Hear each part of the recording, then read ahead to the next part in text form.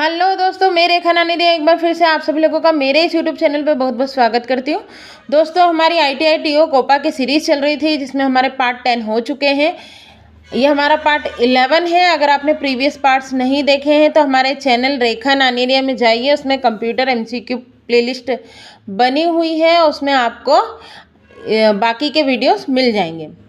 हम टेबल पढ़ चुके थे। टेबल के आगे आज हम बात कर रहे हैं ऑटो फिट की। ऑटो फिट का मतलब ये होता है कि आपकी जो विंडो है उसके अकॉर्डिंग आपके डेटा को एडजस्ट करना। जैसे अगर आपको कंटेंट एडजस्ट करना है तो कंटेंट एडजस्ट हो जाएंगे, अगर आपको विंडो एडजस्ट करनी है तो विंडो भी एडजस्ट हो जाएगी। कॉलम एडजस्ट करना है या कॉलम की विड्थ को बढ़ाना छोटा करना है तो यहाँ से हो जाएगा। अगर आपको हाइट या विड्थ बड़ी छोटी करनी है तो यहाँ से आप कर सकते हो। फिर बात कर रहे हैं अलाइनमेंट। अलाइनमेंट क्या होता है? जैसे ये आपकी विंडो है, अगर आपको पूरे डेटा को लेफ्ट में अलाइन करना है तो टॉप लेफ्ट कर देंगे। अगर आपको सेंटर में अलाइन करना है डेटा को तो सेंटर में आ जाएगा। राइट में अलाइन करनी है तो राइट में। सेंटर लेफ्ट में अलाइन करना है तो सेंटर के लेफ्ट में आ जाएगा। अलाइन सेंटर करना है तो सेंटर आ जाएगा। सेंटर राइट करना है तो सेंटर के राइट में आ जाएगा। बॉटम लेफ्ट करना है तो लेफ्ट में आ जाएगा। बॉटम सेंटर करना है तो बॉटम में सेंटर में आ जाएगा। बॉटम राइट करना है तो ये राइट में आ जाएगा।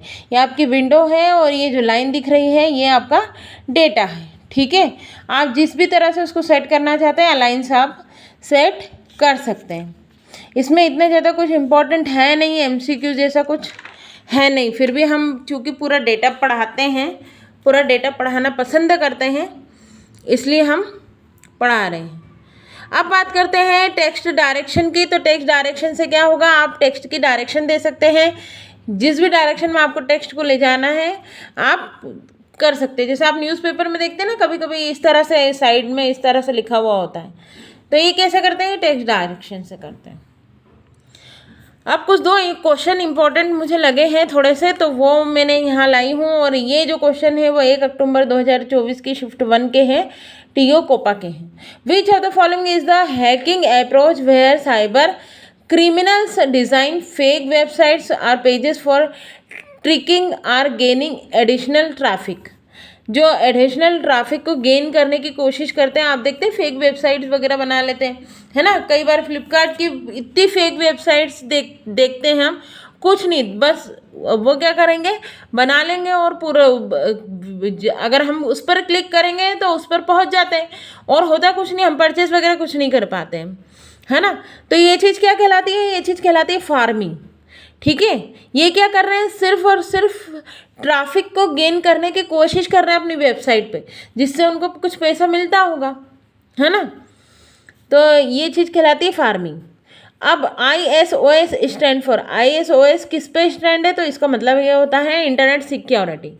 ठीक है, तो ये 2 क्वेश्चन मुझे इंपॉर्टेंट लगे थे पेपर में से, तो मैं यहाँ डिस्कस कर दी। अब बात कर रहे हैं हम नेक्स्ट टैब की, डिज़ाइन एंड लेआउट। इसमें डिज़ाइन अलग है और लेआउट अलग है। ठीक है, तो सबसे पहले हम बात करते हैं कि जो लेआउट है वो पहले क्या था? पेज लेआउट था। कब था पेज लेआउट? 2010 में। ठीक है, अब 2010 के बाद में उसको 2013 से क्या कर दिया गया है? सिर्फ लेआउट कर दिया गया। ठीक है, अभी हम यहाँ पर बात कर रहे हैं पेज लेआउट 2016 की। तो क्या क्या चीज़ें इंपॉर्टेंट है? डॉक्यूमेंट फॉर्मेटिंग ग्रुप होता है इसमें और पेज बैकग्राउंड ग्रुप होता है। डॉक्यूमेंट फॉर्मेटिंग क्या करता है? फॉर्मेटिंग जैसे थीम वगैरह बदलना है, फ़ॉन्ट बदलना है, ठीक है, या इफेक्ट बदलना है, तो ये सब चीज़ें क्या कहलाती है? डॉक्यूमेंट फॉर्मेटिंग कहलाती है। पेज बैकग्राउंड ग्रुप, ठीक है, ये सेकंड वाला आ गया। पेज बैकग्राउंड ग्रुप में कौन कौन से ऑप्शन होते हैं? सबसे पहले होता है वाटरमार्क। वाटरमार्क आप किस तरह से दे सकते हो? वाटरमार्क होता क्या, सबसे पहले समझो। आपने कोई सा PDF खोला, उसमें आपको क्या दिख रहा है? पीछे कोई सी क्लासेस का नाम दिख रहा है ग्रे कलर में, हल्के से ग्रे कलर में। ठीक है, तो वो चीज़ कहलाती है वाटरमार्क। तो वाटरमार्क 2 तरीके से दे सकते हो आप, या तो टेक्स्ट दे सकते हो या इमेज दे सकते हो। ठीक है,